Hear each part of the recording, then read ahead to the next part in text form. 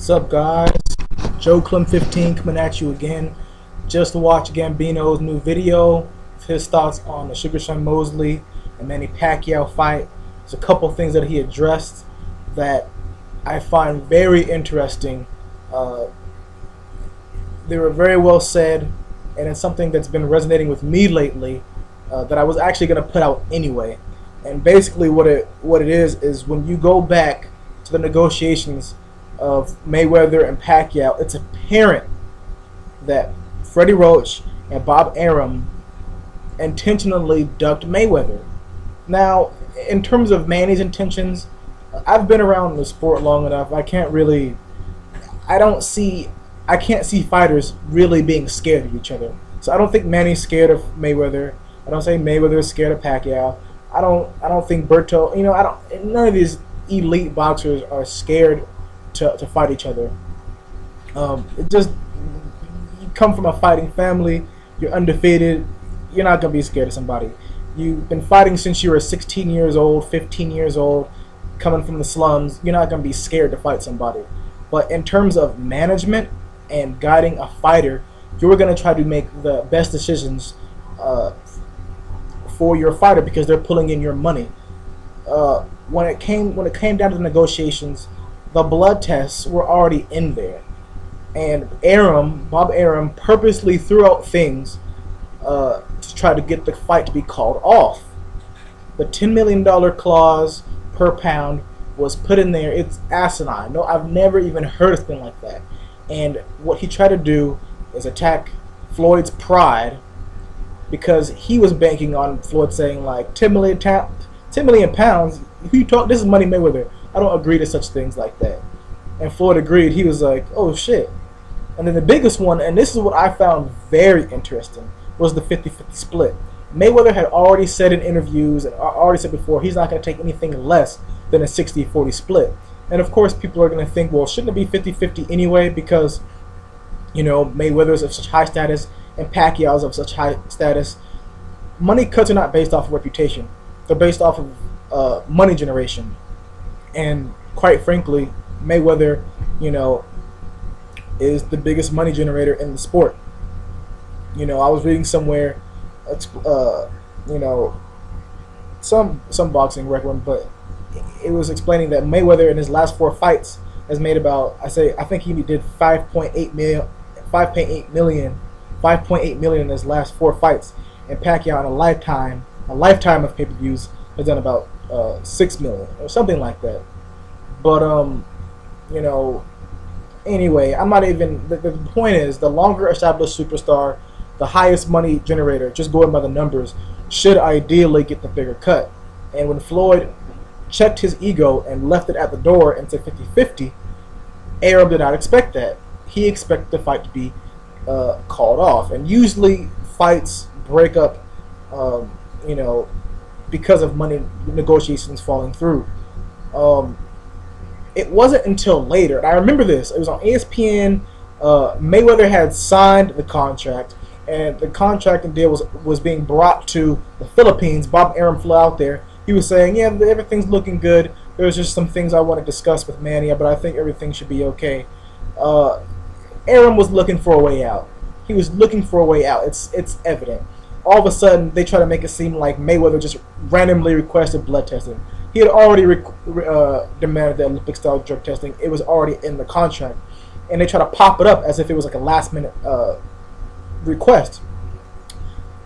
In terms of the blood testing, like Gambeino said, man, he's an athlete.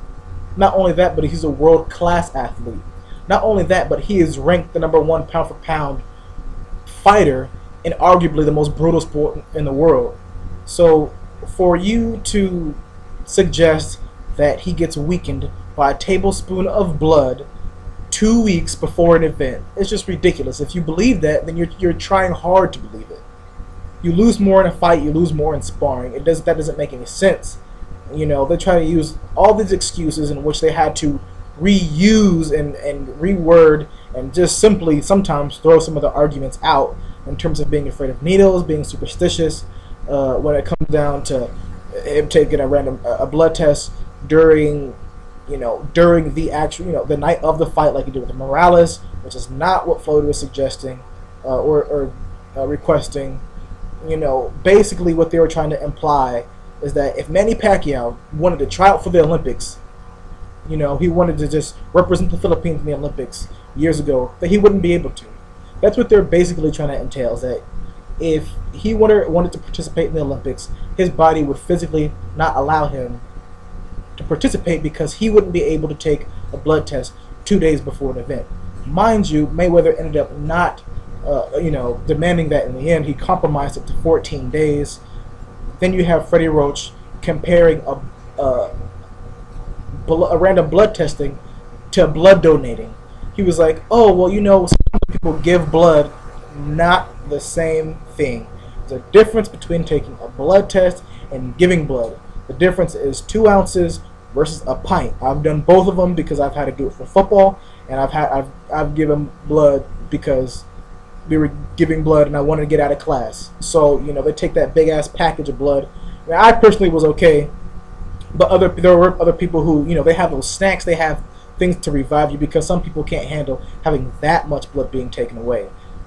However, the next day you're fine. Okay, mind you, that's a pint of blood. Mind you that not only would you be fine the next day, you surely would be fine 14 weeks from getting your blood taken. So imagine if you had a tablespoon of blood taken and you still weren't okay 14 days later. It makes entirely no sense. And the fact that they are supposedly willing to do 7 days now, just furthermore, it gives testimony to the fact that they ducked Arum and Roach, ducked Mayweather the first time, okay, by saying, oh, we just can't do more than 14 days. We should have seen the fight already. We really should have. I don't get it. And I think the problem is, after all was said and done, after everything fell through, Mayweather's sensitive ass was upset at how,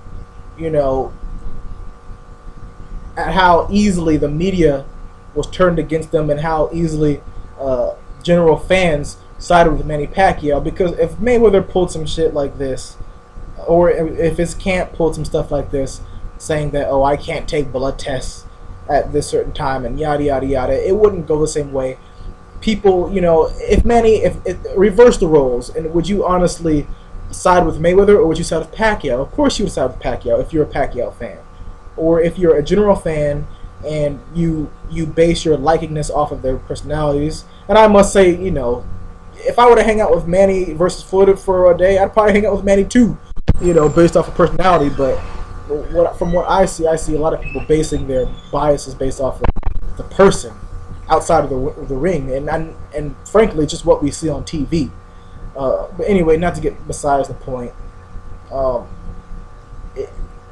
only does Roach and Arum, they have a lack of faith within Manny. Okay, it's everything shows evidence to it. Okay, they could have taken that Mosley fight before, but they try to throw out that 140, ridiculous. Manny, I don't even think Shane has ever fought in the 140 weight class. I'm pretty sure 12 years ago he jumped up to fight De La Hoya. I'm pretty sure he went from lightweight to welterweight. I could be wrong on that, but he had 140. Really. There's a reason why they didn't want to fight him. They'll fight Cotto at 145, but they won't fight Shane at 145. Whether Pacquiao can beat him or not, Bob Arum and Freddie Roach see that as too much of a risk. Trying to justify not fighting Andre Berto at this time by saying, oh, he hasn't really fought anybody, he's not worthy of a shot. But somehow Clottey was. Somehow Joshua Clottey, not a draw at all, wasn't even a title holder at the time, who had just lost to Cotto, in which Pacquiao had knocked out, deserved a shot. He deserved one. That was fine. But when it comes to Andre Berto, I understand why Roach and Arum are saying, oh, yeah, he doesn't deserve a shot. But for other people to start following that and being like, oh, yeah, Andre Berto, he needs to fight somebody. Who does he need to fight? If he doesn't fight Pacquiao or Mayweather or an elite person in which he does not deserve the shot, if he fights somebody else, then he's cherry picking. Oh, you need to fight somebody. But if he wants to call out somebody to fight somebody, then, oh, you need to fight somebody else. You're not ready for them yet. When you're ready to fight somebody, then you can fight them. I wanted to see I wanted to see Berto and Pacquiao. I think Pacquiao is more skillful, but frankly, you know, Berto is a big ass, fast ass welterweight that comes in at 165. I still think it'd be a very competitive matchup. And I also think that the Mosley fight is going to be a surprisingly competitive matchup. Yeah, Mosley only has a right hand, but guess what? Manny's vulnerable to right hands. And for some reason, you know, Manny's defense is nowhere as near as great as his offense. And people don't have problems hitting Manny with their signature punches. It's just a matter of how much Manny can take. And Manny's been able to take a lot. But the bombs, I mean, Mosley's bombs are going to be a hell of a test. This fight's going to be exciting until Mosley gets too tired. If he does get tired. Again, like I said, Mosley himself might come in on some juice. You never know. But, you know, like I said, I watched Gambeino's video. That shit was... He addressed some good things in that video that people need to realize, because it really is pathetic that, you know, I can't stand Bob Arum. I really wish Manny Pacquiao was under a different... Because I like Manny Pacquiao. I wish he was under a different promoter. I'd rather see Pacquiao under Don King. I really mean that. And I don't like Don King, but Bob Arum, I mean, this is just getting ridiculous now. You know, while Mosley, to me, is a more credible opponent than people think, and I find this fight more respectable than people think, it's the intent. The intent isn't to serve the boxing fans what they want by taking this Mosley fight. The intent is to take the least amount of risk for the most amount of money.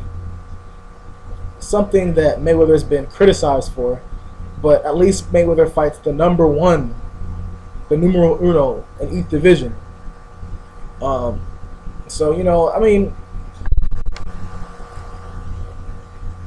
we're gonna see May 7th what happens. I'm actually looking forward. I'm looking forward to the fight. I'm not gonna lie. I actually think it's gonna be an exciting fight due to the lack of defense and the offense of both these guys. We'll see how old Shane is. I have more faith in his tank than others, but we'll see. But you know, these are just my thoughts, you know, in response to this video.